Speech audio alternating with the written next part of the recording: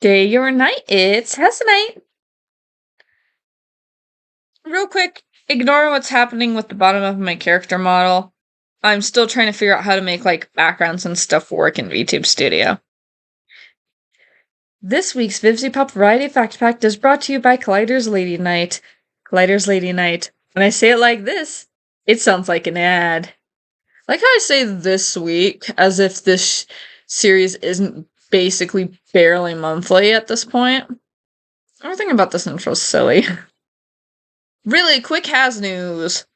Season 2 has finished recording voices, which means the team's pretty much done with all of the pre-production stuff, save for maybe backgrounds. I wouldn't be surprised to hear a release date by the end of this year for summer next year. Or at least major news by year's end. Rule time! For this series, I focus on stuff that is stated by or reacted to by Viv.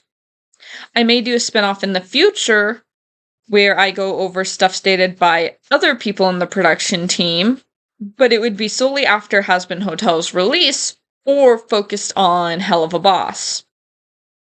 But for now, it's Viv time. The stream and my silly little spreadsheet will be linked down in the description below. Viv loves the word fuck. It is her favorite swear. That explains so much. Alistair's design largely stayed the same throughout all the years. The reason he looks like a deer in hell and has deer aspects, whatever that means, is because, and I quote, backstory reasons. He is, and was always meant to be, an edgy trickster character.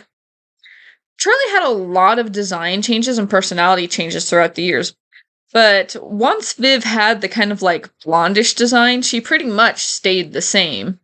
Angel was originally one note, which is so weird to hear, as he's one of the most faceted characters in the show now.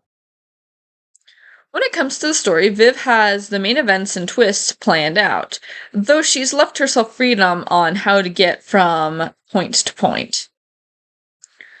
Well, generally the main cast was easy to find voices for. Viv had trouble finding Valentino's. The only reason she knew Joel and thought about to even ask him to audition was because he had worked on Hell of a Boss. Speaking of the Hellverse in general, from the way Viv talks about the human world, I personally understood it as Earth followed the same, or at least a similar logic, as the other rings of hell. Basically, Hellborns can travel there, though not as freely as they can other rings, as we see in Hell of a Boss. But sinners either can't because rules, magic, or they don't have access to the items that would allow them to do so. It's unclear why they can't, but from how she worded it, it just seems they can't, and it's because of similar stuff as to why they can't go to other rings. Speaking of Hell of Loss, we are largely seeing the human world through Blitz's eyes and perspective, so humans may seem stupider than they actually are, and Viv wants to use Hazbin to get into the grittier side of Earth. Speaking of world building, double hell does exist. Well, there is something that happens to a soul after, they die due to an angelic weapon. Viv confirms Season 2 will get into some of the reasons some of the cast are in hell. Razzle and Dazzle are officially confirmed to be stuffed animals brought to life by Lucifer for Charlie. Fat Nuggets is a hell piggy, hellborn drug addict raised. And Kiki is a manifestation of the hotel, as in she can manipulate the hotel itself. I want to see more of that specifically. They've also confirmed that Dazzle's, dead. For good. But I don't like that answer. So I'm going to continue to believe that Dazzle is just at, a pet day spa for the rest of the series, because my favorite river is the Nile. She states she doesn't like killing off characters. Debatable. But will do so if needed. Is this a threat? She also has some interesting things to say when it comes to redemption. Like, some characters are too far gone to even say sorry to have a shot at heaven. And also that redemption is subjective and up to each person. Like, someone has to be willing to change. Viv admitted had Penn not been redeemed, he probably would have just died in that last battle. Like, something big had to happen with Penn. She also implied that the reason he was in hell was somehow connected to him being able to be redeemed. And I desperately want to do a theory on this. Eventually, not today.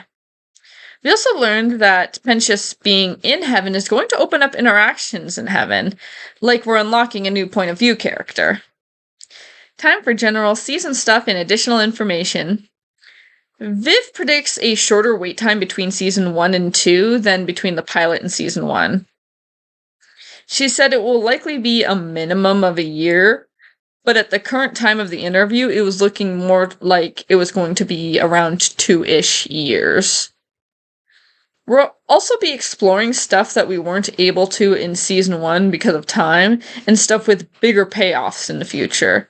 I'm excited to say the least. If Viv had her way, she would do as many seasons of Hazbin Hotel as they would let her. She would also do a bunch of spin-offs, character-specific spin-offs, and a spin-off in the human world, which I think would be interesting. But if she had to be realistic, she said she would love to do at least 6 seasons of Hazbin Hotel and feels she could tell a good story within that time frame. We also learned that at the time of writing season 1, that was all that was guaranteed. So, a lot of the, busy writing and it feeling a little bit rushed makes sense. If you've seen tweets by Viv about the series or world, or there's a Connor interview I've missed, feel free to let me know in the comments or via my Twitter.